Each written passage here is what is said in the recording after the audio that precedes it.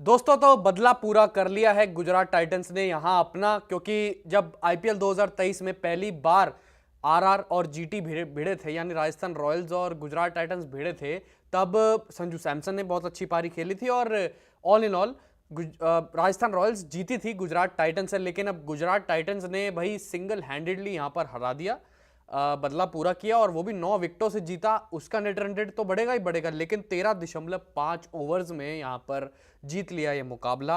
Rajasthan Royals 118 पर ही जो है रुक गई थी। और संजू सैमसन की क्या इस बात में गलती है?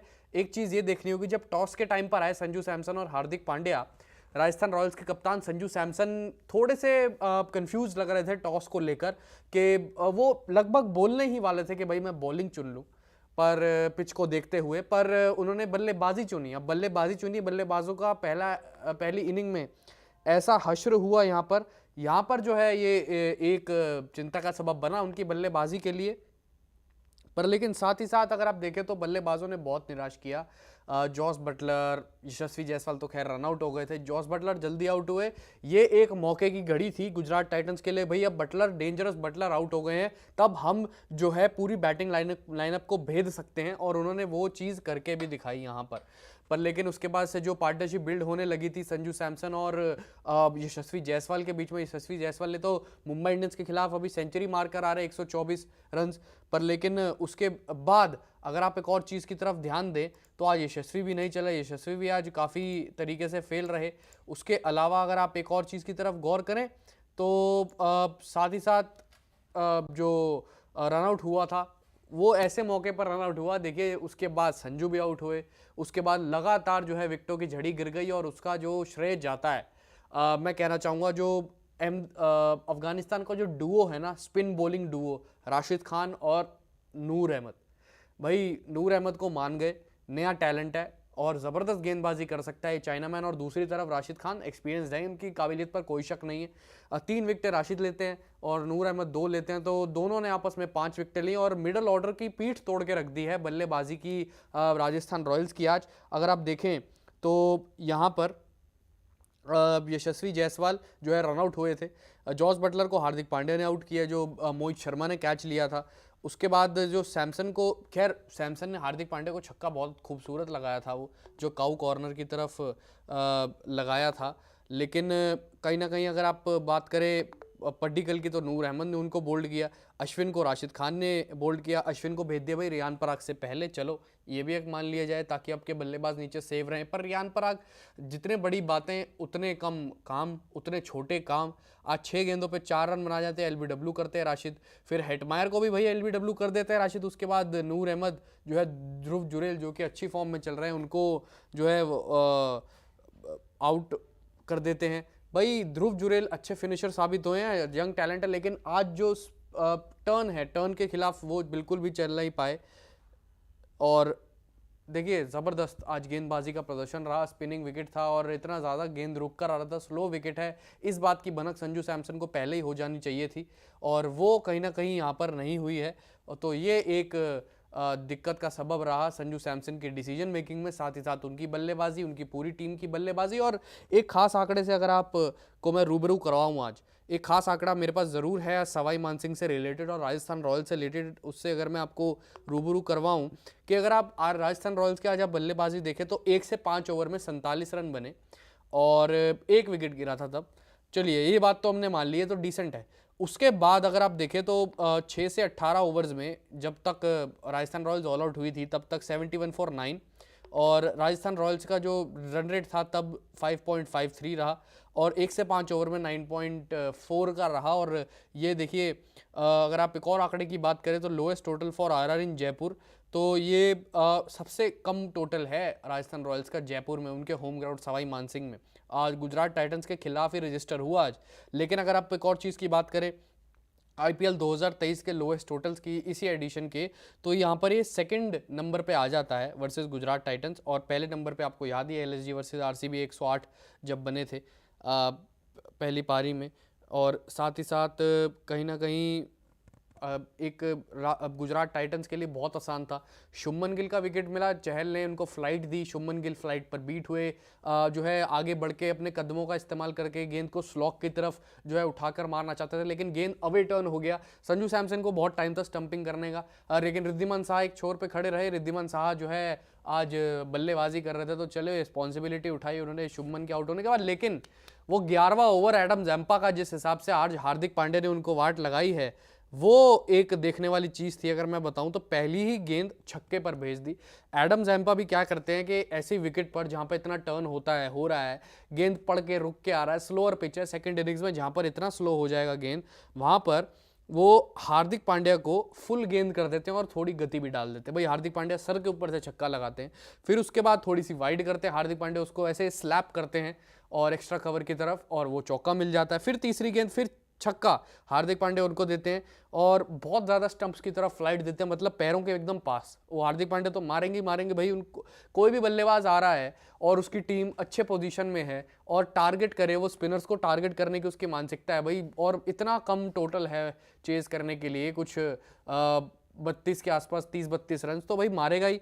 और साथ ही साथ फिर उसके बाद जो छक्का लगाते हैं, तो उस पूरे ओवर में अगर आप बात करें तो 24 रन आए हैं, और वहीं से मुझे लगता है कि वहीं से जो है ना पलड़ा अब जो है गुजरात टाइटंस की तरफ चला गया। वैसे तो देखिए छोटे टोटल डिफेंड हो रहे हैं, आरसीबी ने करा है, दिल्ली कर रही है, छोटे केकेआर कर रही है, छोटे टोटल्स डिफेंड हो रहे हैं, पर लेकिन ये तो बहुत ही ज़्यादा छोटा था भाई। मतलब 118, तो आपके पास जब रन्स की बैकिंग ही नहीं होगी तो आपके गेंदबाज चाहे ऐसी स्पिन विकेट ले आओ तो आप कुछ भी नहीं कर पाएंगे। ये एक हार्श रियलिटी है और एक ये सच्चाई है कि आप जब भी अपने गेंदबाजों की उसमें क्या नाम है टैली उठा लीजिए, ट्रेंट बोल्ट चाहे रिद्धिमान साहा के खिलाफ कितने भी सक्सेसफुल हो आईपीएल 2023 में, लेकिन आपके पास रन्स की बैकिंग ही नहीं है तो आपके गेंदबाज कुछ भी नहीं कर पाएंगे। ये एक सच्चाई है और कहीं ना कहीं ये बिल्कुल ठीक बात कही जाती है। हमेशा क्रिकेट की रूल बुक में आपको रन्स की बैकिंग चाहिए, आपको कुछ भी डिफेंड करने के लिए, पर आपकी जो है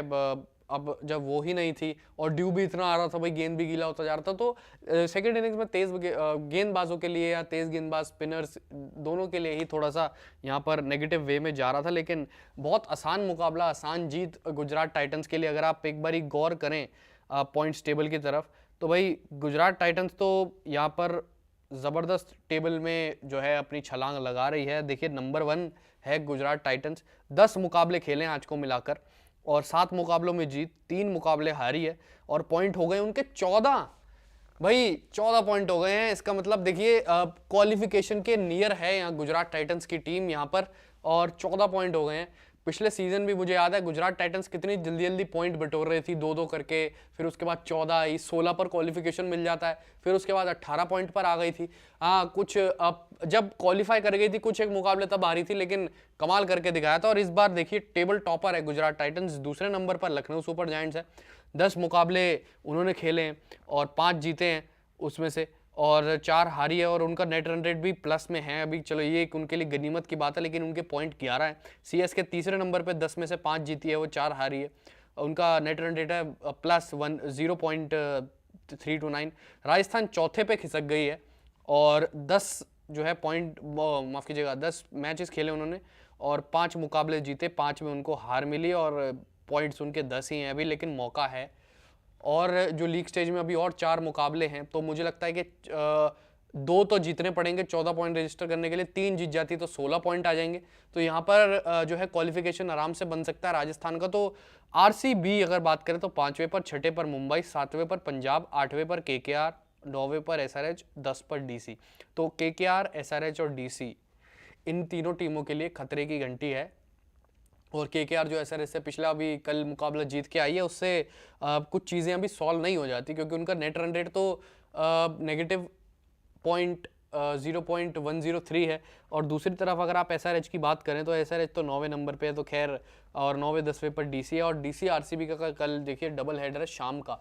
और दूसरी तरफ अगर आप देखें तो एल क्लासिको है, Mumbai versus Chennai super Kings. ये चेन्नई में ही मुकाबला होगा, चेपॉक में, महेंद्र सिंह धोनी को, जहाँ पर बहुत प्यार मिलता है और पागल हैं लोग महेंद्र सिंह धोनी के लिए। लेकिन वापस से आएंगे अगर हम इस मुकाबले में, तो ज़बरदस्त जीत गुजरात टाइटंस की गेंदबाजों ने अपना पूरा पूरा प्रदर्शन दिखाया। मोहित शर्मा हो चाहे चाहे तेज गेंदबाजी में हो, गति दे ही नहीं रहे थे, गति देनी भी नहीं थी यहाँ पे। जब गति दोगे तो तब भी कोई, मुझे लगता है इतना कोई फायदा नहीं रहेगा। फ्लैट विकेट है और गेंद जो है अनइवन बाउंस की वजह से थोड़ा सा रुक के भी आ रहा था, स्पंजी भी हो रहा था, टैकी था ये विकेट काफ़ी, इस वजह से जो कहीं ना कहीं यहाँ पर गेंदबाजों के लिए प्रदर्शन यहाँ पर अच्छा रहा और ऑल आउट कर दिया 118 पर। यहाँ पर 18वें ओवर की आखिरी गेंद तक जो है राजस्थान रॉयल्स को शमी ने 4 ओवर किए, 27 रन दिए, 1 विकेट लिया। और 1 विकेट जो शमी ने लिया वो था बोल्ट को बोल्ड किया सीधा। और उसके अलावा हार्दिक पांड्या ने 2 ओवर में 22 रन, राशिद खान 4 ओवर में 14 रन, 3 विकेट और 3.5 की उनकी इकोनॉमी रही। जोशुआ लिटल 4 ओवर में 24 रन, 1 विकेट, 6 की इकोनॉमी। नूर अहमद ज़बरदस्त टैलेंट, यंग टैलेंट और ज़बरदस्त प्रदर्शन कर रहे हैं, 3 ओवर में 25 रन, 2 विकेट और 8.3। मोहित शर्मा ने 1 ही ओवर किया और वो भी पूरा नहीं किया और वहाँ पर जो है रन आउट होके जो राजस्थान रॉयल्स की टीम थी वहाँ पर सिमट गई। एडम जैम्पा वहाँ पर रन आउट हुए थे। लेकिन अब गुजरात के गेंदबाजों की बात करें, और माफ़ कीजिएगा राजस्थान के गेंदबाजों की बात करें अगर हम, तो कुछ उनका ऐसा प्रदर्शन रहा कि ट्रेंट बोल्ट 28 विकेट नहीं मिली, विकेट सिर्फ चहल को 1 विकेट मिली। हो सकता था, कोई बड़ी बात नहीं है। यहाँ पर अगर टीम्स जो हैं डिफेंड करने में यहाँ पर चूक रही हैं तो आपकी जो है आपके पास रन्स की बैकिंग नहीं है। वैसे अगर देखा जाए तो इम्पॉसिबल नहीं था। यहाँ पर आपको कुछ जो है यहाँ पर आपको कुछ क्लिक करने थे आपके लिए मौके, ऑप्शंस के, आपके लिए विकेट गिरती रहें। जैसे मैं बताना चाहूँगा कि जो जिस तरीके से गुजरात टाइटंस ने भेदा राजस्थान रॉयल्स की बैटिंग लाइनअप को, पहला विकेट जॉस बटलर का गिरा ना, उसके बाद से जो है देखिए कैसे ताश के पत्तों की तरह विकेट गिरते गए। और उसके बाद जो है गेम में आए जैसे स्पिनर्स, और काफ़ी जल्दी संजू भी ले आए थे यहाँ पर स्पिनर्स अपने। तो यही फ़र्क था दोनों की कप्तानी में, हार्दिक और संजू की। लेकिन यहाँ पर गुजरात टाइटंस ने जो मुकाबला जीता उसमें अपने नेट रन रेट में बहुत ज़बरदस्त इजाफा करा। एक तो देखिए उनको उस टीम को बहुत जल्दी ऑल आउट कर दिया, सिर्फ 18 ओवर में, 18 ओवर की आखिरी गेंद तक। फिर उसके बाद अगर आप एक और चीज़ देखें तो राजस्थान रॉयल्स को सिर्फ 13.5 ओवर्स में उसके खिलाफ बल्लेबाजी करके मुकाबला जीत लिया। तो देखिए सब चीज़ें सही जा रही हैं गुजरात के लिए, और गुजरात यहाँ पर भी अभी के तक करंट के हिसाब से टेबल टॉपर फिनिश कर रही है। अब मुंबई और चेन्नई के बीच में जो मुकाबला हो उसमें अगर चेन्नई जीतती है तो वो माफ़ कीजिएगा राजस्थान तो अभी उनसे नीचे ही, चौथे पर, तीसरे पे सीएसके है, तो वो एलएसजी की पोजीशन पर पहुंच जाएगी। कहीं ना कहीं यहाँ पर ये साफ चीज़ है क्योंकि 2 पॉइंट वो ले लेगी। अभी फ़िलहाल तो अगर आप बात करें तो बड़े मुकाबले वेट कर रहे हैं सैटरडे डबल हेडर के। एक तो डीसी वर्सेस आरसीबी, दूसरा जो मुकाबला है, पहला मुकाबला माफ़ कीजिएगा, वो है मुंबई वर्सेस सीएसके।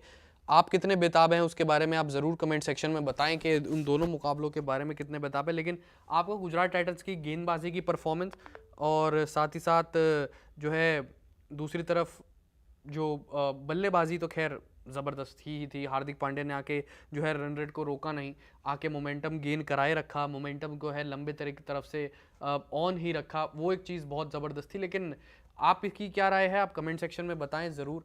और अगर आपको जो है पसंद आया हो ये वीडियो, आप इसको ज़रूर लाइक करें और चैनल को नए हैं तो सब्सक्राइब भी करें। लेकिन साथ ही साथ गुजरात ने आज, मुझे लगता है कि अगर उनके पास बड़ा टोटल भी होता ना, लेकिन मानसिकता जो उनके गेंदबाजों ने आज बनाई थी, स्पेशली राशिद और नूर ने, वो एक ज़बरदस्त थी। और मुझे कहीं ना कहीं लगता है कि बल्लेबाजी अगर थोड़ा सा भी टारगेट उनके पास ज़्यादा होता तो वो तब भी वो है कहीं ना कहीं एक्सेल कर जाते उनके बल्लेबाज। Shubman Gill against the turn out हुए, खैर उनको उनकी विकेट चली, लेकिन हार्दिक पांड्या बढ़िया फॉर्म में आ चुके हैं। साथ ही साथ आप हार्दिक के बाद बात करें तो पूरी बैटिंग ऑर्डर अच्छे फॉर्म में है भाई। विजय शंकर की बल्लेबाजी आती तो वो अच्छे फॉर्म में हिट्स लगा रहे हैं।